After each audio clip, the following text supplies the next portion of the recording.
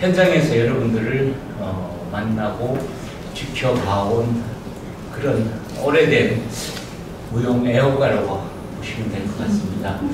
팬데믹 이후에 지난해에 너무 많은 공연들이 쏟아져 나왔습니다. 저는 사실 한 3년 정도 저희가 대면 내지는 직접 공연장, 극장이 폐쇄된 공간이기 때문에 지난해에는 좀 더 밀도 높고 또 그간의 3년간에 정말 이렇게 연구와 리서치 과정을 거친 좋은 작품들이 많이 나오리라고 생각을 했고, 그래서 또 열심히 다녔습니다만 공급 과잉이라고 해야 되나요? 공연이 너무 지난해에 많았던 것 같아요.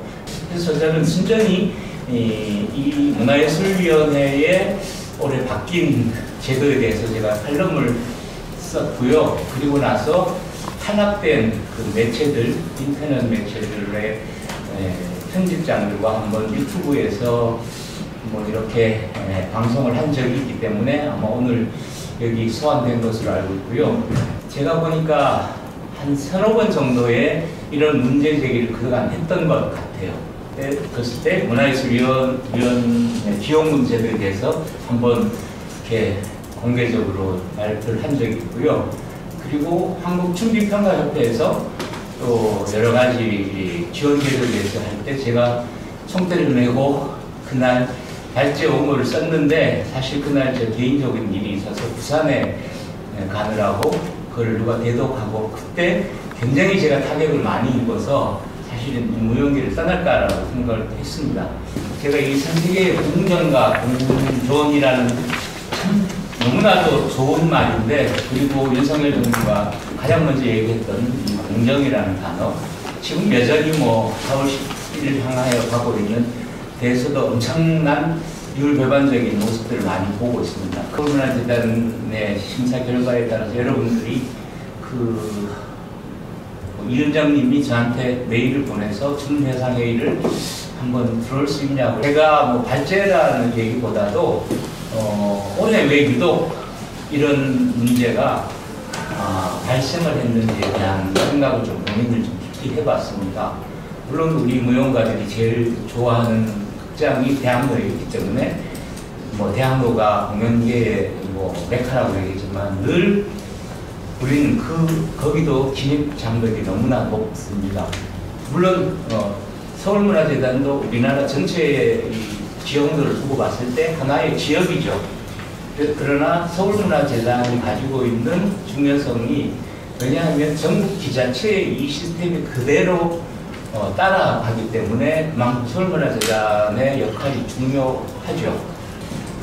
지원 시스템의 변화가 됐다고 하는데, 올해 여러분들 문화예술위원회는 아무래도 창작 산실 내지는 창작 과정에 냈던 분들, 젊은 안무가들 위해서는 창작 과정이라는 거에 지원을 했을 분들이 있을 것 같고, 창작 산실이 올해의 신작이라는, 옛날에는 레파토리 공연도 포함했지만 올해의 신작은 이미 그 사전에 서류를 끝내서 지금 쇼케이스가 4월에 진행되는 걸로 알고 있고요. 그리고 올해 가장 문제가 되었던 창작 주체라는 이 카테고리가 도대체 왜 이렇게 카테고리가 엮여졌는지, 그 카테고리에 대한 문제가 제가 가장 강력하게 의문이 들고요. 그 다음에는 누가 누구를 심의를 하는가에 대한 심사위원 풀 제도입니다.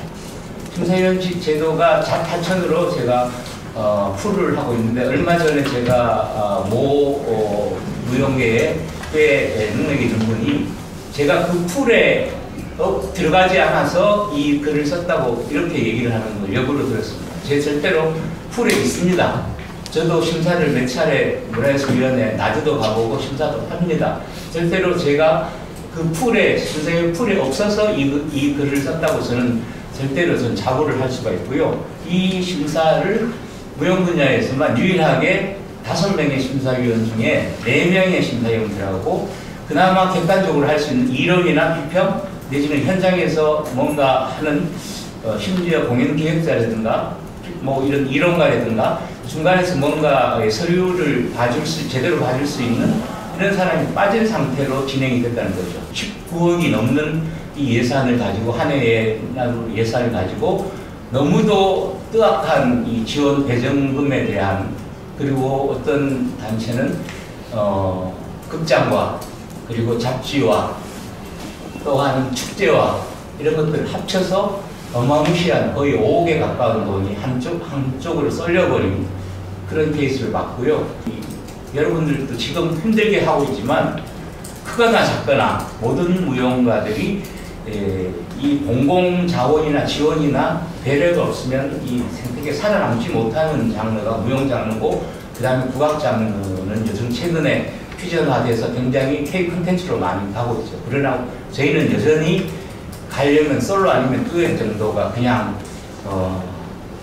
어쩔 수 없이 하게 되는 과정이고요. 그래서 이 창작 주체에 대한 카테고리에 대한 문제, 과연 이 주체가 주체인지에 대한 단어의 명확성이 불분명하고요. 그리고 제가 이제 마지막으로 조금 말씀드리고 싶은 것은, 문화예술위원회가 어쨌든 다원제수까지 포함해서 뮤지컬까지 7개 장르가 있습니다. 그러나 항상 우리는 연극의 뒷공무니, 그리고 연극에서 뭘 하다가 보면 떨어지는 무슨 이렇게 여벌로 주어지는 그런 것 같이 늘 거기에 많이 기대는 거죠. 연극하고 무용은 생태계가 완전히 다릅니다. 제작 시스템이 다르고요. 우리는 일단 아카데미즘, 대학 동문 시절을 끝내고 2000년도에 들어와서 독립안무가라고 칭하는, 소위 말하는 그런 단체들이 이제 벌써 45년 동문단체 때 여전히 활동을 하고 있지만, 시스템 환경이 많이 바뀌고 요즘은 컴퍼니도 없죠. 프로젝트로 다 공연하고 헤어졌다가 모이는 그런 생태계에서 과연 무용계의 어떤 이 소통 채널이 문화예술위원회나 서울문화재단에 뭔가 전달이 되어서 제대로 좀 관심을, 그래서 좀 무용 특화된 좀 지원 체계가 만들어졌으면 하는 게 저는 좀 바람이고요. 그리고 전담심의위원이라고 얘기를 하는데 그게 창작 산실에서만 이루어지고 있습니다. 조금 절차는 복잡하지만 누군가는 책임을 질 수 있는 한 두세 사람 정도의, 그리고 연중 어쨌든 연간 공연을 지금 어떻게 만들어지고 어떤 트렌드로 가고 있으며, 그리고 팬데믹 이후에 우리가 어떻게 국제무대에서 우리의 존재감을 알릴 수 있는, 국가 위상은 많이 높아졌다고 하지만 여전히 크리에이티브한 그리고 컨템포러리는 어렵습니다. 한국문화예술위원회 그 지원 사업 쪽으로는 이제 장승원 공연 기획자 선생님 대표를 들었고, 그 다음에 서울문화재단 쪽에서는 이제 독립 무용 생태계를 위한 액션 공연 군대가 어떻게 결성이 됐는지는 이제 독립무용가 장수미 선생님께 이제 들으려고 했습니다. 제가 이 공간을 못 찾아서 보다가 있었습니다. 제가 딱 들어왔을 때 걸리는 그 장성원 선생님의 말씀이 뭐냐면 공간이라는 그 얘기였어요.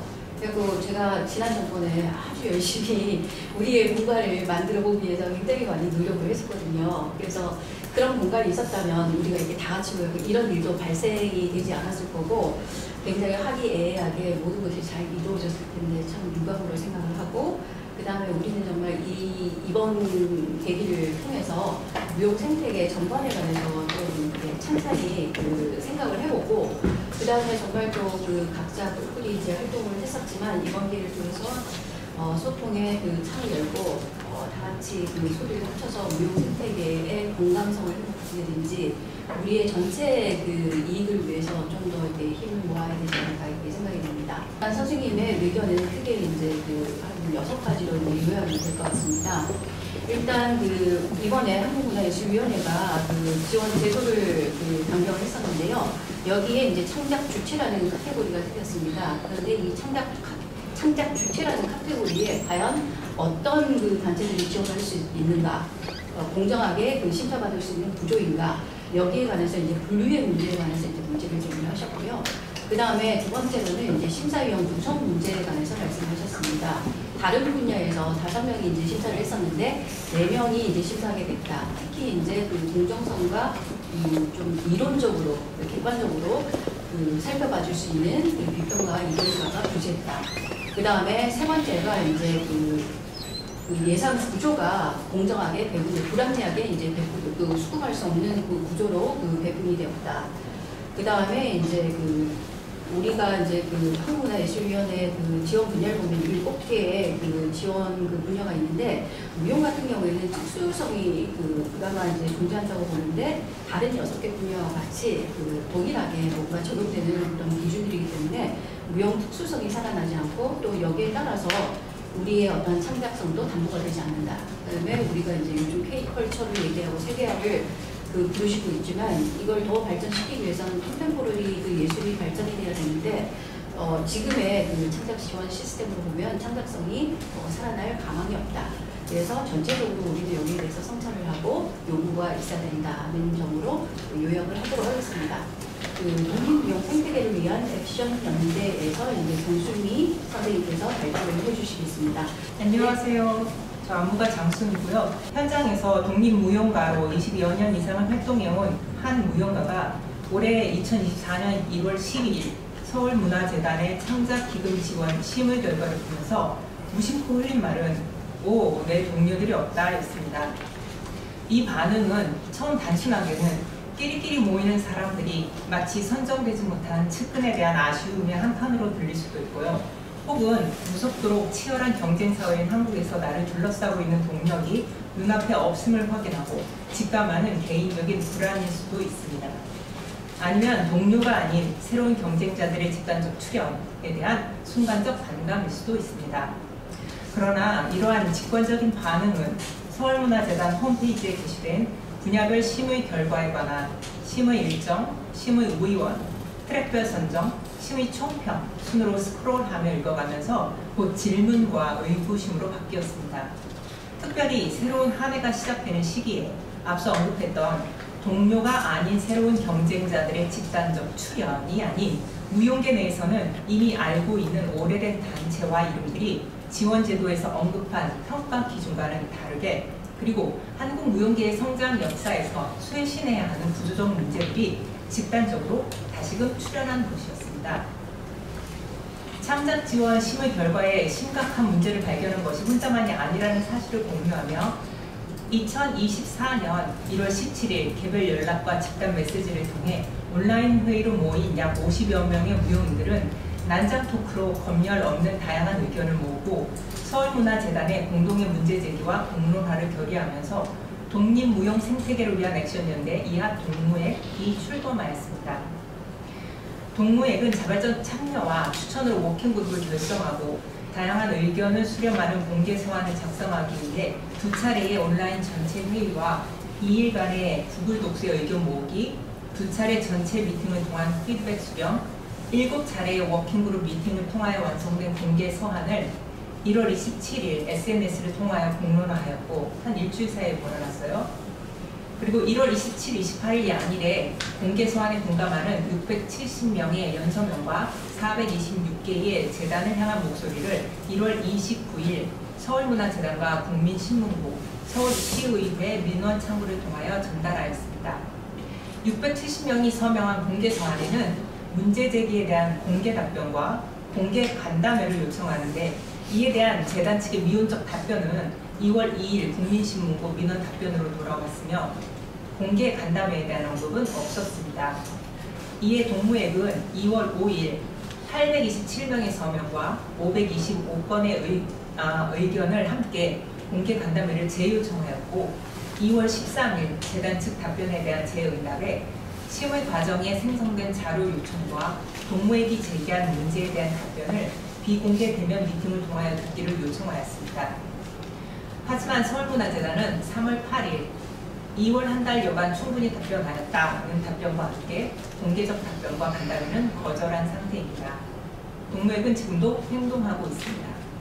한국의 무용계는 극장식 무대 무용이 대학의 무용학과를 위한 세부 전공인 한국무용, 발레, 현대무용 등 3개의 장르로 발전하였고 현장과 지원 제도에서도 이 형태를 무용의 세부 장르로 유지하고 있습니다. 하지만 동시대의 무용 현장은 다양성과 확장성을 중심으로 양적으로 그리고 질적으로 변화하고 있는데 재단은 이러한 변화에 적합한 지원 제도를 제시하고 있지 못하고 있습니다. 이에 독립무용가들은 장르 구분의 제도에서 발생하는 위계적 문제, 창작 기반의 문제, 이해관계의 문제, 생계 유지를 위한 창작의 활동 문제 등으로 창작 활동의 기회를 얻지 못합니다. 시대는 변하고 있습니다. 2024년은 단순히 안무가의 움직임을 습득하고 재현하는 창작 방식, 안무가의 독자적인 의계가 작동하는 단체의 구성 방식, 예술감독이 윤리적 제고 없이 실무 창작자들의 노동을 착취하는 방식이 아닙니다. 무용은 공동의 노동이 필수적인 장르입니다. 하나의 무용작품을 무대에 올리기 위해서 다양한 창작 주체들이 노동을 제공하고 협력하여 작업합니다. 무용인들은 무용단, 컬렉티브, 협업의 형태를 통해 소통과 집단 지성에 열어두는 가능성을 찾고 있으며 윤리적 태도, 젠더 감수성에 대한 인식, 그리고 다양한 역할에 대한 이해와 존중을 연습하면서 동료가 됩니다. 그리고 동료에겐 동료를 생각합니다. 독립무용 생태계를 위한 액션 연대는 중심이 비어있는 연대체입니다. 자발적 참여와 상호적 소통에 의해 움직입니다. 빠른 속도가 아닌 각자의 리듬으로 유기적 다이내믹을 추구합니다. 밖으로 나오지 못한 목소리를 모읍니다. 우리는 오늘을 이루고 있는 무용 생태계의 다양한 개인들입니다. 2024년 공공기관의 심의제도에 대한 방법론적 문제. 2024년도 한국문화예술위원회 심의 결과 발표 후 1차 영상 토론으로 성토를 한 바 있다. 이번에 2차로 댄스포스 코리아 독립무용 생태계를 위한 액션 문제와 함께 추가로 토론을 합니다.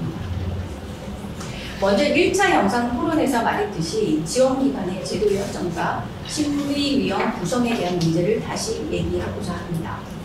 이번 한국문화예술위원회 이하예술위에서는 2024년도 문예진흥기금 신청을 핀셋하면서 빠뜨린 부분이 있습니다. 타 분야는 논외로 치고 공연예술 비평 활성화 부분을 얘기하고자 합니다. 첫 번째, 공연예술 비평 활성화 부분은 매년 지원 사업이 책정되어 시행해 왔습니다. 그러나 2024년도부터는 예술위에서 통폐합시키면서 항목을 세분화해서 나눴습니다. 문제는 기본적인 전문 분야를 나누면서 두 스테이지처럼 종합 매체는 빠뜨린 것입니다. 처음부터 아예 서류 신청을 배제시킨 것입니다. 이것이 의도적이든 실수이든 간에 사전에 담당자에게 문의했으면 빨리 고쳐야 하는데도 불구하고 연극, 뮤지컬, 음악, 무용, 전통예술 이 중에서 하나를 선택하라는 말만 했습니다. 이것은 대국민 서비스의 개념이 아니라 행정 편의주의가 아닌가 싶습니다. 푸드스테이지처럼 모든 장르를 아우르는 종합 매체는 지원이 안 된다는 말입니까? 그럼 2022년도와 2023년도는 어떻게 해서 지원했습니까? 문제는 통폐합하면서 항목을 누락시킨 것입니다. 예전에는 다원이라는 항목이 있었습니다. 사실 다원이라는 말과 종합이라는 말은 서로 다른 개념입니다. 그렇지만 다원으로 신청해서 받았습니다. 그 스테이지를 바랍니다. 두 번째는 심사위원회 구성에 문제가 있습니다. 분야별 심사위원은 그 분야의 전문가들이 모여서 심사를 하는 것이 자명한 일이 아닙니까? 당연히 그 분야의 전문가들이 했어야 합니다. 이번 심의에서는 전문가인지는 검증을 할 수 없지만 왜 경력을 공개하지 않았는지 궁금합니다. 그러면 매체의 공연예술 비평 활성화 부분 지원 심사는 매체를 아는 전문가가 해야 합니다. 그런데 이번 예술위의 심사 결과에서 심사위원 전체 명단을 보아도 매체 전문가는 한 명밖에 없었습니다. 그 사람은 전통예술 분야에서 심사했습니다. 전통예술에서는 매체가 지원하지 않은 것으로 알고 있습니다. 매체를 만드는 것은 일반 무용 작품을 만드는 것이랑 전혀 다른 부분입니다.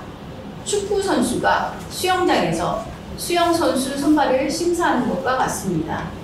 심의의 전문성이 확보되지 않은 상황에서 심의 결과는 그 기준이 무엇인지 모릅니다. 결국 불공정하다는 결론입니다.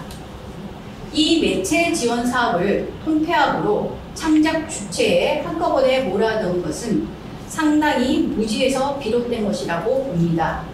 공연예술 비평 활성화는 매체가 다루는 주된 업무입니다. 공연 작품을 보고 평가를 매기는 비평가의 영역을 공연하는 사람들이 어떻게 평가를 합니까?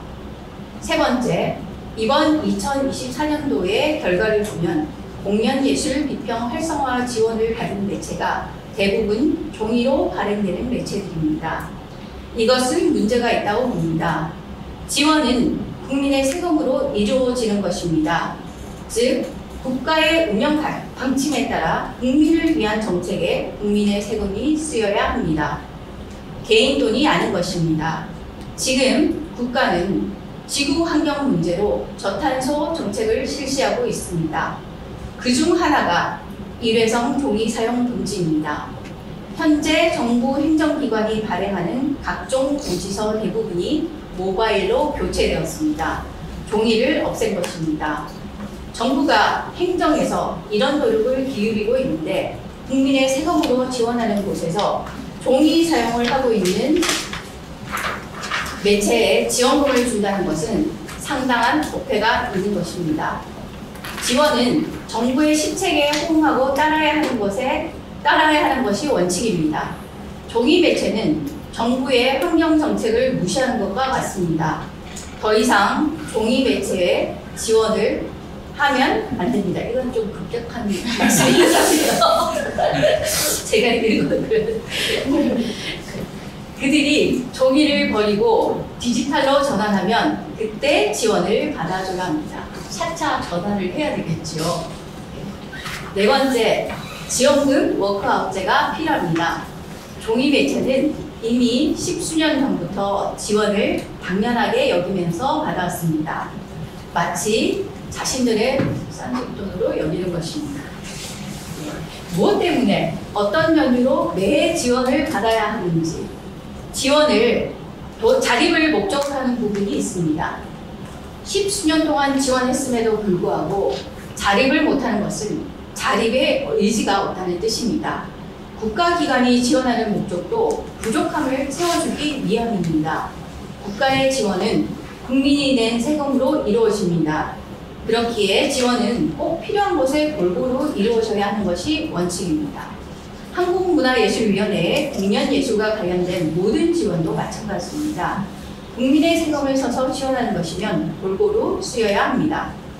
그들은 가만히 앉아서 국가 보조금을 타먹으면서 책을 팔아 개인적인 이익을 챙기고 또 광고료 수입으로 이익을 챙깁니다. 이것도 일부인 것 같습니다. 결국 이런 사적인 기업에 국가가 계속 보조금을 지원해야 할 이유가 있습니다. 우리는 우리가 낸 세금을 이렇게 해프게 사용되는 것을 원치 않습니다. 지원의 또 다른 목적은 지원으로 인해 수많은 국민들이 직간접적으로 혜택을 보아야 하는 것입니다. 그 혜택은 구독률에 있습니다. 종이 매체의 구독률은 헤아리기가 부끄러울 정도로 미비합니다. 수백 건에 지나지 않습니다. 결국 혜택은 국민들에게 돌아가지 않고 종이 매체의 주인인 개인에게 돌아가는 것입니다. 이건 정말 잘못된 지원입니다. 거기에 비하면 인터넷 매체는 전부 무료로 봅니다. 수익은 광고에만 의존합니다. 그리고 구독률은 종이 매체는 감히 따라오기 힘들 정도의 어마어마한 숫자입니다. 몇천 명이 아니라 몇만 명이 봅니다. 본지 9스테이지는 기본이 20만 뷰 이상입니다. 이것이 제대로 된 국민의 혜택입니다. 이런 인터넷 매체에 지원해야 하는 게 정상이지 않겠습니까? 정부가 시행하는 탄소 중립에도 호응하는 적합한 인터넷 매체가 이렇게 국가 지원 제도에서 홀대받는 것은 누가 봐도 잘못된 정책입니다. 문화체육관광부와 한국문화예술위원회는 지금부터라도 매체 지원의 제도를 수정해야 합니다. 워크아웃제를 도입하고 종이 매체에 대한 지원은 삭감해 가야 합니다. 그리고 매체에 대한 지원 심의는 별도로 해야 합니다. 네, 이상입니다. 제목은 춤추기 위한 지원 정책, 무엇이 필요한가? 공익무용가들의 요구입니다. 이 발제는 공동으로 이루어졌습니다. 공익무용가 윤푸름, 이윤정, 김기택, 장수미 선생님께서 참여해 주시고 그 다음에 대표 발표는 이윤정 선생님께서 맡아서 하겠습니다. 네, 인사해주십니다. 안녕하세요. 저는 윤정입니다. 저는 2012년 2014년부터 지원금이 없을 때는 토마시 형식으로 공연을 만들었고, 지원금을 받았을 경우에는 그 전에 충분히 주지 못한 인건비를 생각하며 예산을 꾸려야 했습니다. 관객 수익금으로는 무용수 인건비는 고사하고 스태프 인건비도 마련하기 어려웠습니다. 그러니 지원금이 없다면 감당하기 힘든 창작 환경입니다. 첫째, 무용수 인건비는 지원금이 있을 때나 없을 때나 상관없이 최우선으로 책정한다. 무용수 입장에서는 충분한 돈은 아니겠지만 연습 한 달 기준으로 최저임금에 해당하는 금액을 우선 책정하였습니다. 물론 연습 기간은 대개 한 달이 넘고 무용수 입장에서는 충분한 돈이 아니었겠지만 가능한 최대의 급여를 지급하려 노력했습니다. 둘째, 프로젝트에서 가장 나이가 적은 순으로 디자인료를 우선 책정한다. 이건 모든 디자이너들의 동의하에 토마시 내에서 연령이 낮은 동료들의 재능 기부를 강요하지 말자는 의미였습니다. 셋째, 나는 이 모든 동료들의 지원을 기억하며 치열하게 고민하고 또 고민해서 안전한 작업 환경을 통해 결과물을 만든다. 뉴욕 브라질 문화문화재단, 서울문화재단 리서치 지원, 국립현대무용단 안무랩 등 소규모 지원이었지만 결과를 강요하지 않는 형태의 지원은 창작자로서의 역량을 키워나가고 창작의 동력을 만들어내는 큰 힘이 되었습니다. 레지던시를 통해 예술가는 낯선 환경에 몸을 두고 다양한 감각을 열어 예술과 일상을 경험하게 됩니다. 레지던시는 결과를 내기 위한 시간이기보다는 스스로 만들어낸 질문을 가답기 위해 수많은 시간을 경험하는 과정입니다. 이 과정에서 예술가들은 무모한 시간을 보내기도 하고 치열한 과정을 통해서 달려나가도 다시 원점으로 돌아오기도 합니다. 서울문화재단은 이러한 레지던시 지원을 2024년 대폭 축소하였습니다. 특히 서울문화재단 산하 서울무용센터에서 운영하던 해외 레지던시, 독일 함부르크 K3, 미국 뉴욕의 무먼트 리서치, 일본 교토의 교토 아트센터 레지던시 이 모든 지원이 중단되었습니다. 대기업 또한 독립예술가들을 지원하는 경우는 거의 찾아볼 수가 없습니다. 한국 메스나협회에서 발간한 2022년 기업의 문화예술 지원 현황 조사에 따르면 후원 및 협찬 파트너십으로 지원된 금액의 19.9%가 예술가 혹은 예술단체에 대한 후원이었으며 이 중 단 0.3%만이 무용 분야에 대한 지원이었습니다. 서울문화재단 예술창작지원제도의 문제와 대안. 심의위원회 전문성과 미학적 관점은 어디에서 확인할 수 있을까요? 하나의 지원서를 작성하기 위해서 창작자의 개념, 재료, 방법론, 미학, 맥락 등 다각적이고 복잡한 과정이 필요하며 대부분의 지원자들은 이를 위해 많은 시간을 노동으로 투자합니다. 이러한 지원자의 노동에 비해 이번 24년도 예술창작지원 심의평에는 심의위원회 미학적 관점과 예술작품 평가의 준거 등을 확인할 수 없었습니다. 특히 C트랙의 경우 52팀이 지원했음에도 7줄의 심의평으로 그쳤습니다. 심의 과정 및 결과에서 드러난 오류들은 서울문화재단 및 한국문화예술위원회 등 공공기관이 운영하는 예술지원사업들 1년에 한 번 공고하고 소수 창작자 선발 및 지원 그리고 공적 기금의 분배를 통한 운영에 기초하고 있기에 무엇보다 선정 과정과 그 결과에서 공정성, 객관성, 투명성이 명백히 담보되어야 합니다. 정량적 지원 기준 외에도 지원 목적과 대상에 대한 설명이 있으나 비교적 객관적인 지표가 될 수 있는 활동 연차를 중심으로 삼고 있다고 볼 수 있습니다. 이러한 지원자 책임 신청제는 신진 무용인과 고경력 무용단체가 동일선상에서 경쟁하는 것을 방지하는 안전장치로서의 역할을 해왔습니다. 그러나 2024년 심의 과정에서 이러한 안전장치는 작동하지 않았습니다. 이처럼 지원 사업의 운영자인 서울문화재단은 지원 신청자의 주체적 선택을 신뢰하고 심의위원회 예술적 평가 등 고유한 판단 영역에 대해 이를 존중할 필요가 있습니다. 그러나 지원자의 도덕적 해이 혹은 심의위원을 지켜야 할 심의 공정성이 훼손되어 재단이 공고한 객관적 기준, 즉 모든 지원자가 삼은 공통의 기준이 흔들려 공정성을 해치는 경우와 심의 과정에서 명백한 오류가 발생한 경우 재단은 공공기관으로서 이를 지원자나 심의위원의 책무로 떠넘길 것이 아니라 적극적으로 나서서 이를 검증하고 해결해야 하는 책무를 지니고 있습니다. 지원 주체 관련 등 불공정할 우려가 있을 경우 기피 제도를 적용하고 있습니다. 그럼에도 불구하고 무용 분야에서 심의위원 구성 등 지금의 무용계 상황에서 제도의 적정 여부에 대한 의혹을 지울 수가 없습니다. 무용의 공동체적 작업의 특수성과 신체와 신체가 만나고 대면해야 하는 특성상 무용계 안에서 관계란 보다 복잡할 수밖에 없습니다.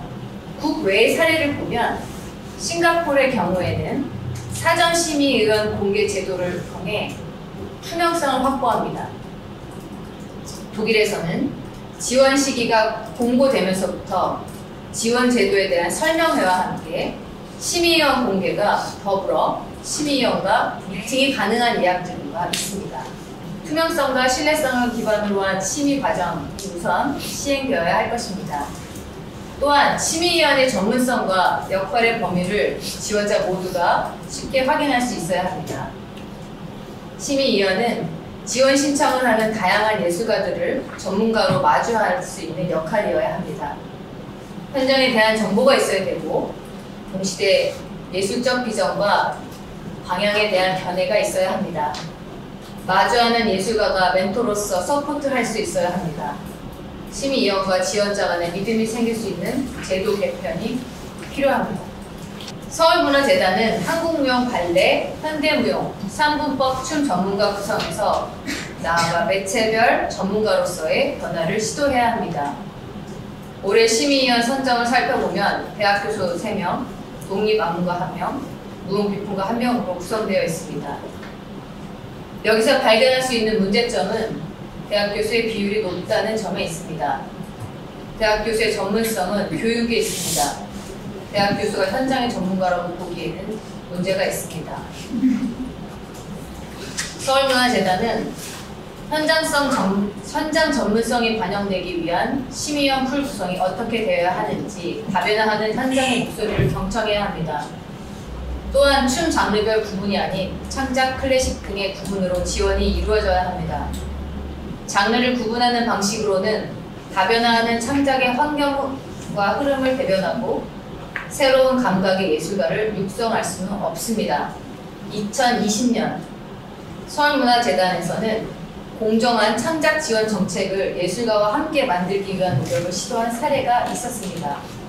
바로 파트너 그룹입니다.